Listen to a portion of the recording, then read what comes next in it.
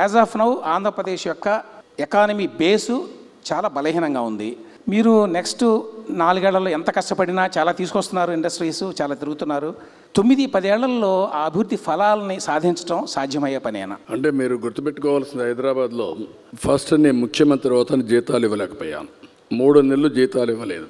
అక్కడి నుంచి సంక్షేమ కార్యక్రమాలు కూడా ఆ రోజు ఇవ్వలేని పరిస్థితిలో అన్నీ కూడా రివ్యూ చేశాం.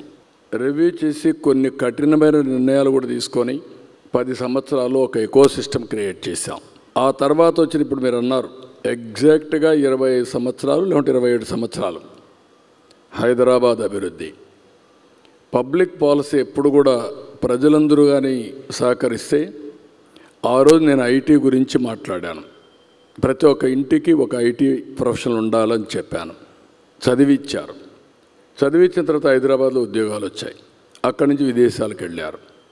కడాన నాదేళ్ల సత్య హైదరాబాద్ మైక్రోసాఫ్ట్లో పనిచేసి ప్రెసిడెంట్ అయ్యే పరిస్థితికి వచ్చాడు. అదొక చరిత్ర.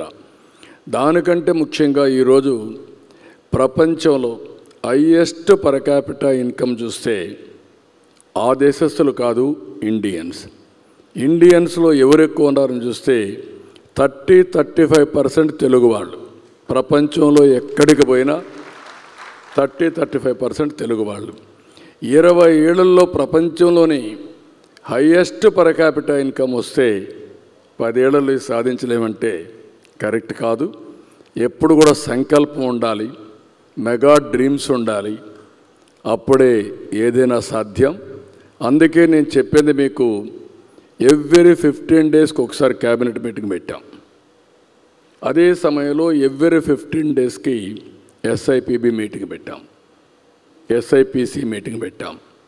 ఈరోజు గర్వంగా చెప్పగలుగుతున్నా, దగ్గర 10 లక్షల కోట్ల రూపాయల పెట్టుబడులు 15 నెలల్లో తీసుకొచ్చామంటే అది ఈ ప్రభుత్వం యొక్క పని విధానం చేసి నిరూపిస్తున్నాం.